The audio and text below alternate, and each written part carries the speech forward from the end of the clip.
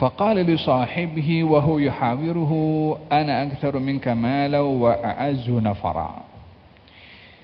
Ia yang punya kebun tadi mengatakan kepada temannya, wa huwa yuhawiruhu, sementara dia sedang berdialog dengannya, aku lebih banyak harta dan pengikut berbandingkan engkau. Dikatakan bahwasanya dua lelaki ini adik-beradik, yalah anggap adik-beradik, yang mewarisi daripada orang tuanya lebih kurang dalam 8.000 dinar. Dibagi dua, masing-masing dapat 4.000.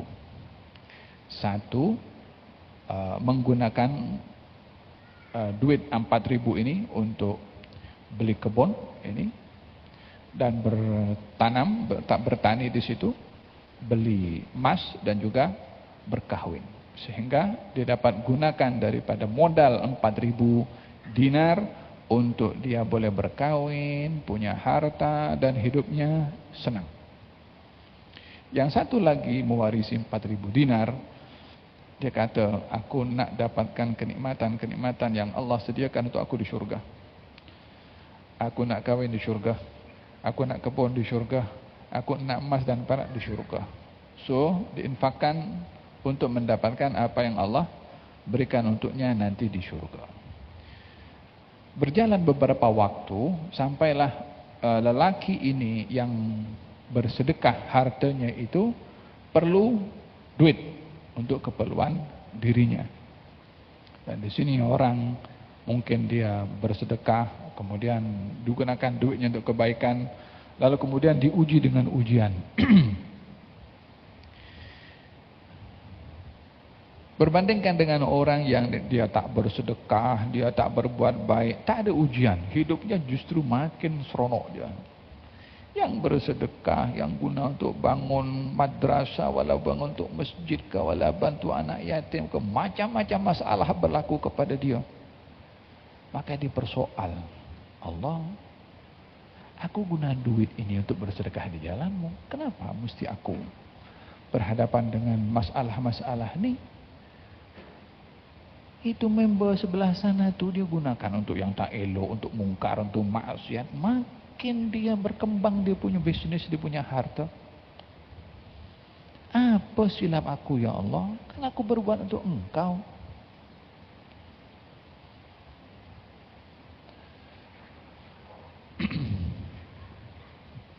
Dalam kita beramal, beribadah kepada Allah Subhanahu Wa Taala, adakah agreement dengan Allah Subhanahu Wa Taala? Allah, kalau kau bersedekah, engkau akan bagi kepadaku hidup aman di dunia. Tak mau sakit, tak mau masalah, tak mau dugaan, tak mau. Adakah itu yang berlaku dalam kita punya janji dalam iman kita kepada Allah untuk beribadah dengan ada jaminan dari Allah Subhanahu Wa Taala, sehingga seakan-akan kita meletakkan syarat pada Allah Subhanahu Wa Taala? Itu tidak mungkin terjadi kepada seorang beriman bila dia beribadah atas dasar imannya kepada Allah, meletakkan syarat pada Allah Subhanahu Wa Taala. Siapa kita letakkan syarat pada dia?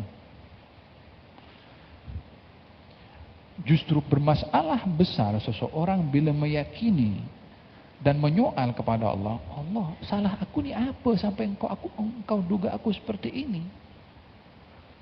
Kita tanya pada orang itu, mula bila awak atur Allah untuk tak menduga kepada awak dengan apa yang dikehendaki oleh Allah Ta'ala?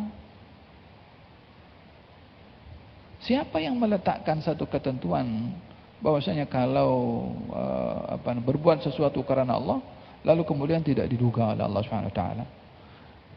Siapa orang yang paling mantap imannya kepada Allah Subhanahu Wa Taala? Para anbiya dan rasul. Mereka adalah orang yang paling berat dugaannya. Nabi Adam diduga dengan anaknya. Nabi Nuh diduga dengan anaknya, dengan umatnya. Nabi Ibrahim diduga dengan istri dan juga anaknya. Nabi Musa diduga dengan umatnya dengan berbagai macam-macam dugaan. Nabi Ayub diduga dengan sekian lama dalam keadaan sakit.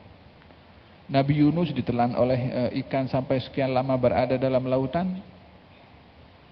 Nabi Zakaria Nabi Yahya sampai dibunuh oleh kaumnya. Nabi Muhammad dimaki, dibilang cakap gila, dikata bomoh, dikata penyair, dikata penyihir, dikatakan pembawa dongeng, diperangi, jatuh giginya dari sepatah, luka pada pipinya, tersungkur berkali-kali, dilempar, berdarah. Insan yang hebat-hebat seperti itu dugaannya berat. Lalu kita tanya kepada Allah, apa salah aku engkau duga? Kita ini sudah mengambil otoritinya Tuhan kalau kita mempersoal seperti itu pada Dia Subhanahu wa taala. Dalam sikap kita kepada Allah Subhanahu wa taala, dalam iman itu, konsekuensinya adalah kita diduga dengan dua. Imma diduga dengan nikmat, wa imma diduga dengan musibah. Member kita yang kita nampak itu tak ada masalah, dugaan, tak ada sakit, tak ada problem, tak ada hutang, tak ada apa. Lah nikmat yang ada pada dia itu free ke? Khalas dia akan masuk syurga dengan nikmat yang Allah kasih macam tu. Dia bukan akan disoal pada setiap sen yang ada pada orang itu daripada kenikmatan yang Allah kasih kepada dia. Kalau kita disoal oleh Allah kesabarannya akan musibah yang kita hadapi, dia akan disoal dengan nikmatnya pada syukurnya, sama-sama disoal. Hanya bentuknya beza saja.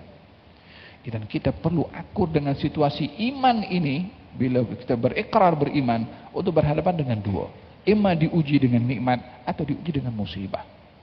So kita tak ada right untuk mengatakan dalam ibadah kita sudah lakukan sedekah, kau pergi haji, pergi umrah, apa saja kita buat, kita masih berhadapan dengan masalah, lalu kita persoal kepada Allah Subhanahu wa taala. Kita tak ada agreement dengan Allah untuk beriman tanpa diuji. Tapi iman itu identik dengan ujian, tak boleh lepas daripada ujian. Ini lelaki yang bersedekah tadi ini diuji oleh Allah dengan miskin. Tapi dia sahib iman, dia tahu.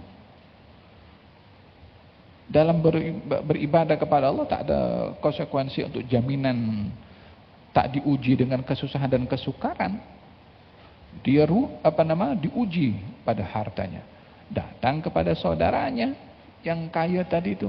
Ini tadi sekarang ini yang lelaki yang kedua diuji pada tak punya duit. Yang saudaranya diuji dengan punya duit, sama-sama diuji. Tapi siapa yang berjaya daripada dua orang ini? Lelaki yang miskin tadi jumpa dengan dia punya saudara. Katanya, aku dalam kesusahan sekarang ini, bantu aku. Katanya, 4.000 dinar yang kau warisi daripada kita punya bapak ini, kau guna untuk apa? Kalau aku sedekahkan di jalan Allah Subhanahu wa taala. Mari. Panggil dia.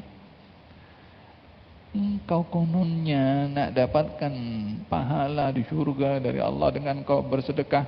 Mari tengok aku punya. 4.000 yang kau dah sedekahkan menyebabkan kau jadi papa kedana, datang kepada aku minta, tengok aku punya, mari sini. Katanya, ana aktsur minka malan wa a'azzu nafara. Aku lebih banyak harta. Tengok aku macam mana. Ana aktsur minka malan. Aku lebih banyak berbandingkan kamu harta. Dia tak pikir siapa yang bagi harta. Yang membutakan dia daripada bersyukur kepada Allah karena melihat nikmat sahaja. Dan tidak melihat siapa yang bagi nikmat. Oleh sebab itu, kita kalau melihat nikmat ini, jangan hanya terpikat dengan banyaknya nikmat. Tapi lihat siapa yang bagi. Karena nikmat ini ada yang bagi. Yang bagi berkuasa ambil balik. Jika seseorang hanya melihat kepada nikmat dan lupa kepada memberi nikmat, bila berlaku kepadanya dia ambil itu nikmat, baru dia akan menyesal.